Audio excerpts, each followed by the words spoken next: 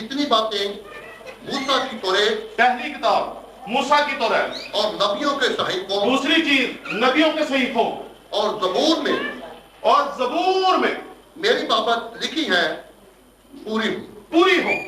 مسیح یسوع نے کہا کہ جتنی باتیں زبور میں، نبیوں کے صحیفوں میں اور توریت میں لکھی ہوں میری خاطر پوری ہو۔ کیوں مسیح یسوع نے صرف 3 کتابوں کا حصہ نام لیا؟ اس نے 39 کتابوں کا نام کیوں نہیں لیا؟ کیونکہ یہودی اپنی بائبل کی 3 ہی تقسیمیں مانتے تھے۔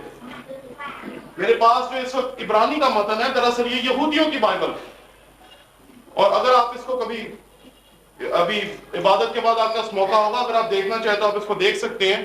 اس میں آپ کو 3 تقسیمیں نظر آئیں گی۔ ہم اپنی بائبل کی کتنی تقسیمیں کرتے ہیں؟ زور سے بولیں۔ 2۔ یہودی بائبل پرانا اہم ہے، وہ اس کی کتنی تقسیمیں کرتے ہیں؟ میں نے عرض کیا 3۔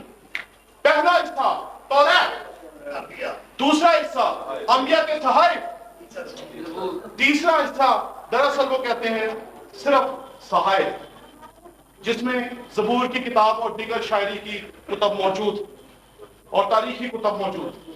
تو مسیح یسوع نے جب کہا کہ میری بابت جو باتیں توریت میں، نبیوں کے صحائف میں اور زبور میں لکھی ہیں پوری ہو، تو دراصل مسیح یسوع یہ دعویٰ کر رہا تھا کہ بائبل میں جو کچھ لکھا ہے یہ درست ہے اور وہ میری خاطر پورا ہوا ہے۔ یعنی کہ جو نبوتیں، جو شہادتیں، جو باتیں پرانے اہدنامے میں میرے بارے میں کہی گئی تھی وہ سب پوری ہو گئی۔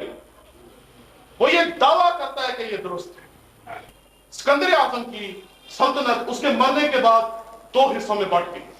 ایک حصے پہ بطلیموس خاندان تھا اور دوسرے حصے پہ انطاکس خاندان۔ انطاکس خاندان کا ایک بچہ جس کو انطاکس چہارم اپیفنیس کہا جاتا ہے، اس کے دور میں اس نے بنی اسرائیل قوم پہ قبضہ کر دیا۔ اس نے ہیکل کو فتح کر لیا، اور جب اس نے ہیکل کو فتح کیا تو اپنے مذہب کے مطابق اس نے ہیکل کے مذبح پر مقدس قربانی گزارانی، اور وہ قربانی سور کی قربانی تھی، کیونکہ سور اس کے مذہب کے مطابق پاک جانور ہے۔ لیکن یہودیوں کے مذہب کے مطابق سور دراصل ناپاک جانور ہے۔ اس شخص نے کہا کہ یہودیوں کو مار دو، یہودیوں کو قتل کر دو، جس کے پاس پرانے عہد نامے کی کتابیں ملے ان کو قتل کر دو۔ جو عورتیں جن عورتوں کے پاس پاک صحائف نکلے ان کے پیٹ چاک کر دیے جائیں۔ کیا کیا لوگوں نے؟ پیٹ چاک کروائے۔ کیا کیا لوگوں نے؟ بچے دے دیے، مار دو ان کو۔ لیکن خدا کا کلام کسی نے، لوگوں نے جانیں دی ہیں، تبدیلی نہیں کی۔ ہم اپنا خون دینے کے لیے تیار ہیں، بدلنے کے لیے تیار ہیں۔ ناممکن بات ہے کہ کوئی مسیحی بائبل کو بدلنے کے بارے میں سوچ نہیں، یہ ناممکن بات۔ مسیح یسوع کے 70 سال بعد ایک شخص ہوا جس کو ہم جانتے ہیں نیرو بادشاہ، ظالم بادشاہ، جس نے یہودیوں کو اور مسیحیوں کو تتر بتر کر دیا ساری دنیا، اور اس نے پاک صحائف کو چن چن کر تباہ کیا۔ آپ لوگ اکثر سمجھتے ہیں کہ ہم اس نشان کو اکثر گرجا گھروں میں بنا ہوا دیکھتے ہیں۔ یہ مچھلی کا نشان اسی دور میں بنایا گیا، کیونکہ وہ دور تھا جس میں اگر پتہ چل سکتا تھا کہ کوئی مسیحی ہے تو اس کی ایک ہی سزا تھی کہ اس کو قتل کر دیا۔ ایسے دور میں لوگوں نے اپنے آپ کو اس طرح کے نشانوں کے وسیلے سے چھپایا ضرور، لیکن کلام مقدس کی حفاظت انہوں نے اپنی جانوں سے بھی زیادہ کی۔ تھوڑا سا آگے چلے تو 303 میں ایک بادشاہ میں نظر آتا ہے جس کا نام تھا دوقلتیان، یا کلیشن ہم اس کو انگلش میں کہتے ہیں۔ دوقلتیان نے لوگوں کو کہا کہ بائبل جہاں ملے ڈھونڈ لاؤ جلا لاؤ۔ جو شخص کہے کہ میں مسیحی ہوں اس کو مار دو، اس کی جو جائیداد ہے اس کو ضبط کر۔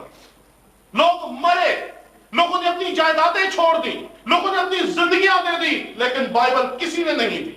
اور اس کے 21 سال بعد 325 میں ایک اور بادشاہ اسی کی جگہ پہ دوبارہ راج کرنے بیٹھا، اور اس نے کہا کہ کیا یہ ممکن ہے کہ میں خداوند کے کلام کو جس کو مسیحی مانتے دیکھ سکوں؟ تو 5 منٹ میں اس کے سامنے 25 نسخے پیش کر دیے گئے کہ یہ ہے خداوند کا کلام جسے ہم نے اپنی زندگیاں دے کے، اپنا خون دے کے، اپنی اولادوں کو قربان کر کے بچایا ہے۔ یہ بات یاد رکھیں، مسیحیوں نے تاریخ میں اپنا خون دیا ہے، یہودیوں نے اپنی جانیں قربان کی ہیں، لیکن بائبل کو بدلنے کا کبھی کسی نے قصد نہیں کیا۔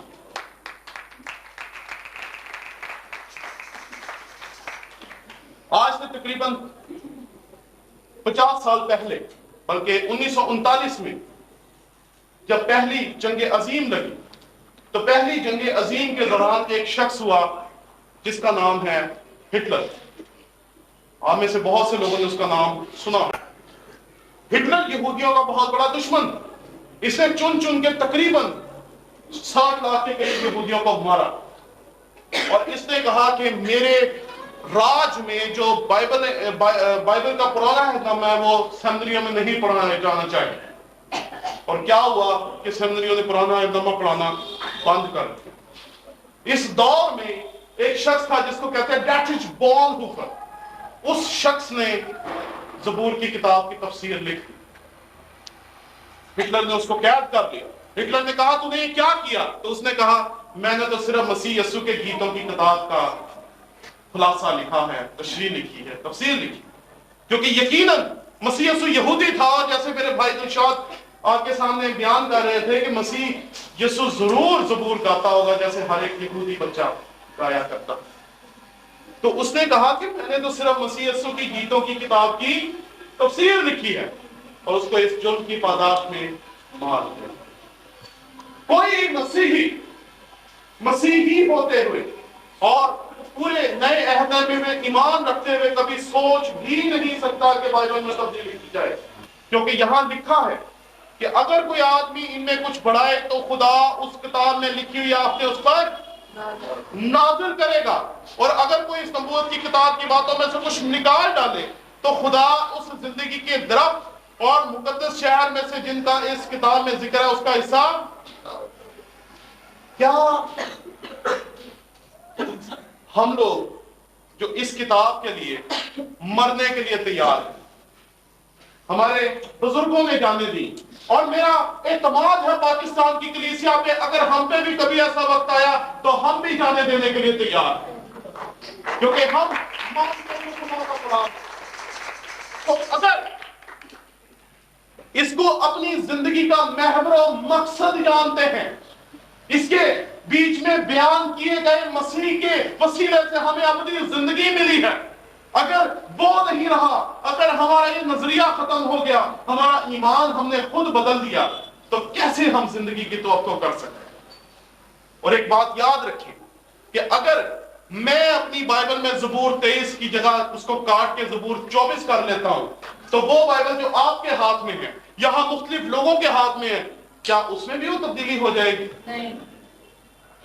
اس میں یہ معجزے کی طاقت۔ جب کوئی شخص آپ کے سامنے یہ دعویٰ کرتا ہے تو اسے پوچھیں کہ کون ایسا معجزہ کرنے والا شخص تھا جس نے کسی جگہ پہ رہ کے اپنی بائبل میں تبدیلی کی اور ساری دنیا کی بائبلوں میں بھی وہ تبدیلی ہو گئی؟ یہ ناممکن ہو ہی نہیں سکتا۔ ذرا پوچھئے کہ کیوں اس میں تبدیلی کی گئی؟ ایسی کیا ضرورت تھی جس کی وجہ سے اس میں تبدیلی کی جانی تھی؟ اور کیسے کی گئی؟ یہ تو بہت دلچسپ سوال ہے کہ کیسے اس نے ساری دنیا کی بائبلوں کو جمع کیا اور اس میں جلدی سے تبدیلی کر دی؟ یہ ناممکن۔ مسیح یسوع کی غیرت رکھی اپنے آپ، دھڑلے سے بتائیں، جوش سے، کہ ہم کیسے اسے خدا کا کلام مانتے ہیں، ہم کیسے اس کی حفاظت کو مانتے ہیں کہ کیسے خدا نے اسے محفوظ رکھا۔ ضرورت ہے کہ ہم دلیری کے ساتھ اس بات کا اقرار کر سکیں ان بہنوں اور بھائیوں کے سامنے جو ہم سے روزانہ سوال کرتے ہیں کہ بائبل، انہیں دلیری کے ساتھ بتائیں کہ یہ خدا کا وہ کلام ہے جس کو نہ بدلا گیا تھا، نہ بدلا جا سکتا اور نہ ہی بدلا جائے گا، کوئی نہیں بدل سکتا۔ اس دعوے کو ان کے سامنے پیش